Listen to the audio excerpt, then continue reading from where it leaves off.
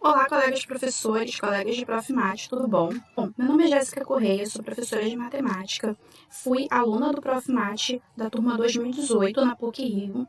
O meu trabalho foi sobre mapeamentos e a sua relação com as funções complexas. Mas eu não quero falar de qualquer mapa, eu quero falar daqueles mapas que eles têm a propriedade de serem conformes. Imagina que você pegou ali um pedacinho da esfera e você transformou esse pedacinho em um retângulo.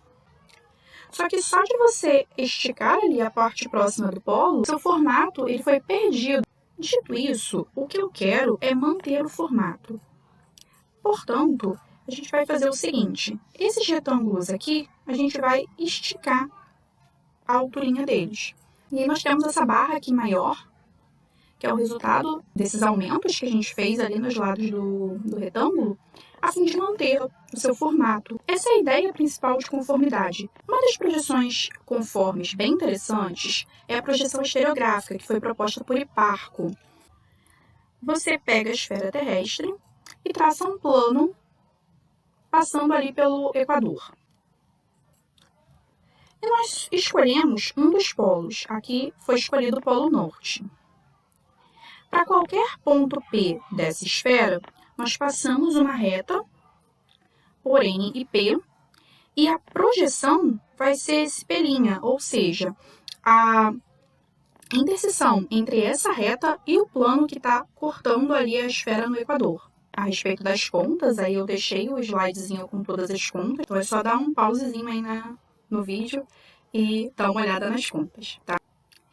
Outra projeção interessante é a projeção proposta por Charles Peirce, que é chamada de projeção quincunциal. É a representação da esfera em um quadrado dividido dessa maneira. Uma função complexa, ela é uma função que leva um complexo em outro complexo. Mas nós sabemos que os números complexos, eles por si só estão no R2.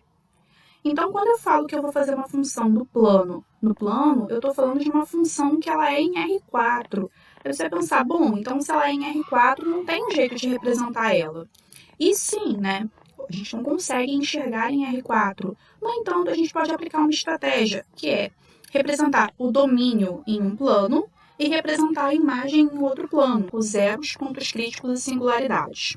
Bom, um zero ele tem a mesma característica do zero das funções reais, ou seja, um zero da função complexa é aquele ponto do domínio que vai no zero da imagem. E ponto crítico? Um ponto é chamado de ponto crítico quando a sua derivada é zero. Agora, existe uma definição a mais que essa, que é ela ser ponto crítico simples. Então, quando a minha primeira derivada é nula e a segunda derivada não é nula, eu digo que o meu ponto é um ponto crítico simples. E o ponto crítico ele tem uma característica geométrica muito interessante. Vamos ver nesse exemplo. A derivada é 2e. E para a função 2e ser nula, eu preciso ter o z sendo 0 mais 0i. Então, aqui nós temos um ponto crítico.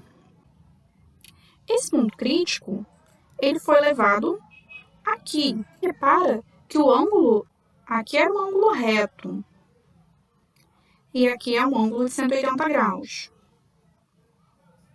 Sempre que for um ponto crítico simples, o meu ângulo no domínio ele será duplicado na imagem.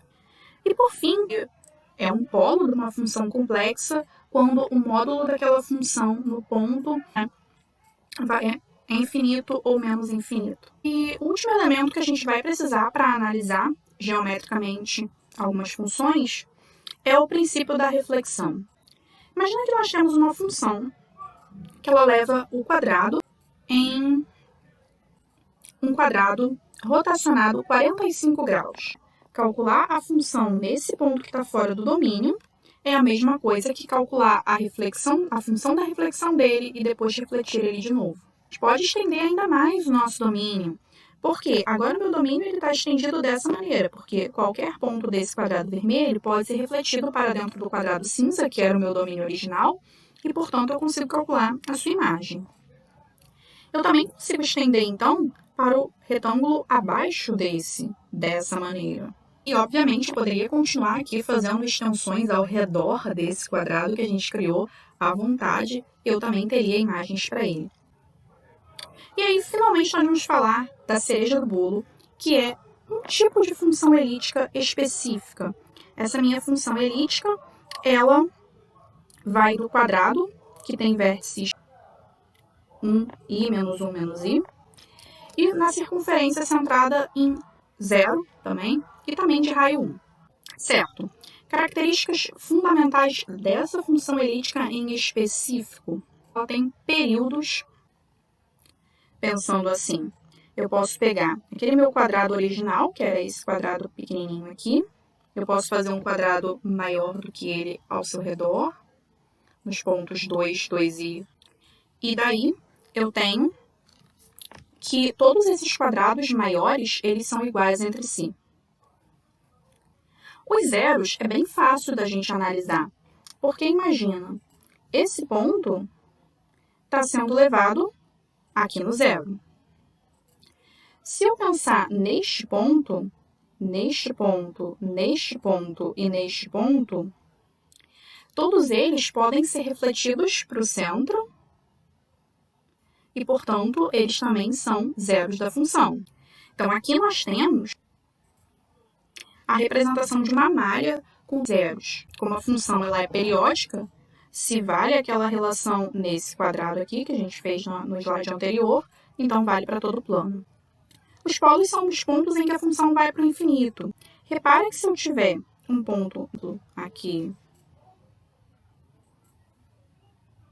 quando eu faço a reflexão dele vem para cá para o zero. Daí eu faço a função dele. Chegou aqui. Eu preciso fazer a reflexão. Mas repara que a reflexão deste ponto em relação à circunferência, ela vai para o infinito. Portanto, esse ponto, assim como os que estão aqui aos arredores, eles são polos. E aí nós conseguimos também representar esses polos em uma malha. Repara, aqui eu tenho ângulos de 90 graus e aqui eu tenho ângulos de 180 graus. Portanto, em cada um dos vértices do quadrado, nós temos um ponto crítico. Ali nós temos a representação de pontos críticos.